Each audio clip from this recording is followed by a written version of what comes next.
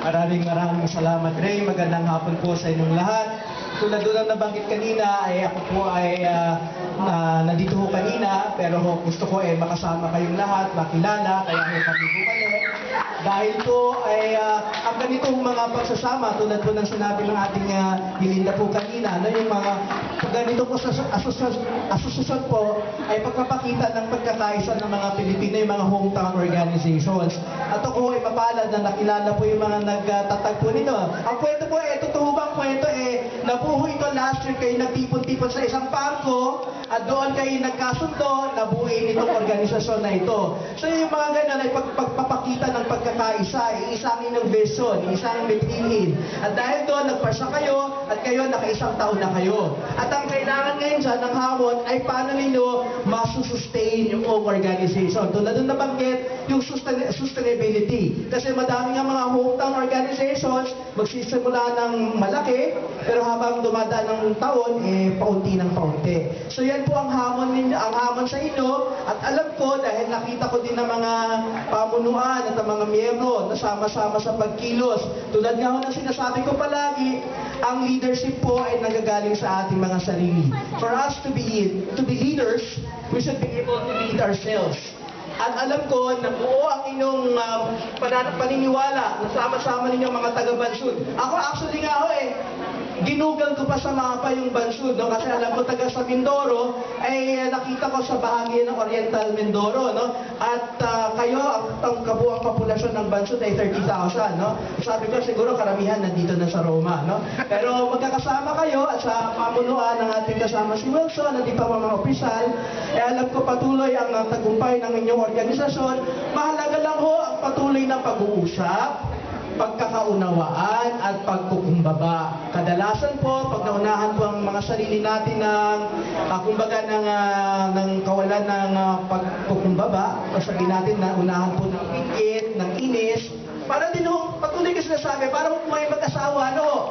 Sa pagitan ng mag-asawa, kapag hindi na ho nagkarinigan, medyo nagkakaroon ng problema, nawawala yung understanding and cooperation. Ganun din po sa lahat ng mga samahan.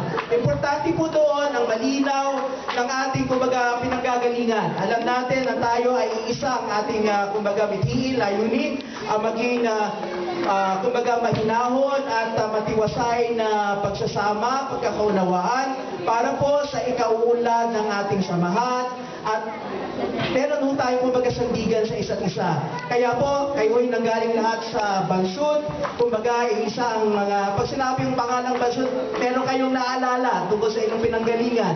At dahil dyan, yan po ang inyong pinangahawakan sa isa't isa para ho, maharap natin ang anumang hamon dito sa Italia. Kasi po, para sa ating mga Pilipino na wala sa Pilipinas, mas tamaho natin ang mga hamon kasi wala tayo sa bansa natin. No?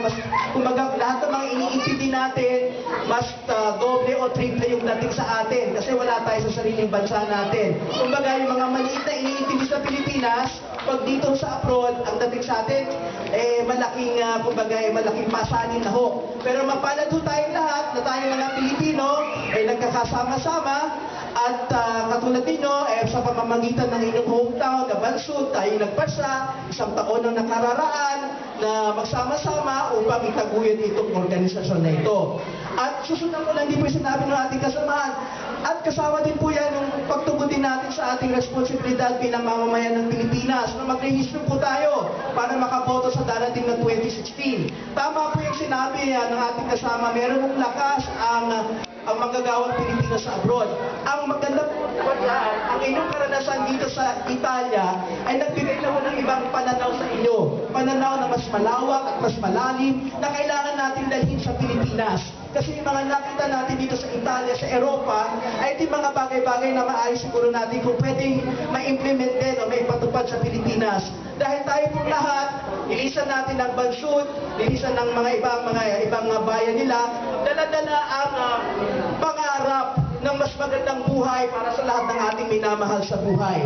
Nilisan natin ang Pilipinas, dala ang pangako o pangarap na mabigyan ng mas maganda pa sa ating nakamtan.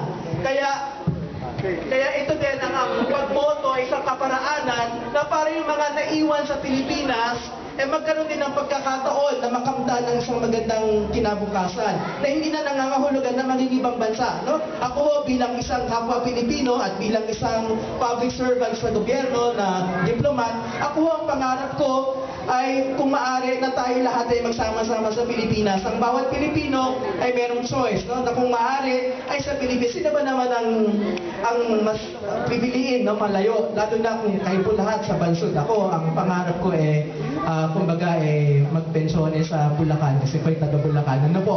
So, inaasahan ko po sa pamumuno po ng mga si Wilson, ano ba pang miyembro, hindi ko na po babanggitin. At kayo po, ang lakas ay nasa bawat isa sa atin, sa inyong organisasyon, at sa atin po bilang isang lipunan at isang bansa.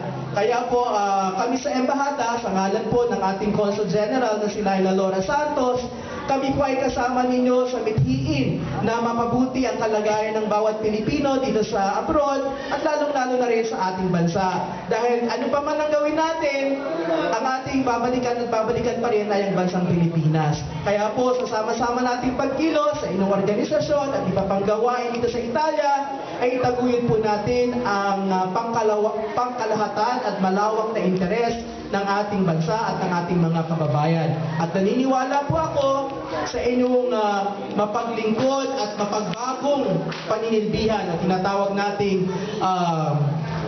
transformative and servant leadership, no? Bilang mga kalahok, miyembro ng organisasyon na ito, ay patuloy po ang ating pag-usad at meron pong magandang kinabukasan na naghihintay sa ating lahat at para sa lahat ng mga Pilipinong hindi pa ipinapanganak. So mabuhay po ang inyong pamunuan, mabuhay ang United Bansadeños in Rome, mabuhay po ang bansang Pilipinas. Magandang hapon po sa inyong lahat at maraming salamat.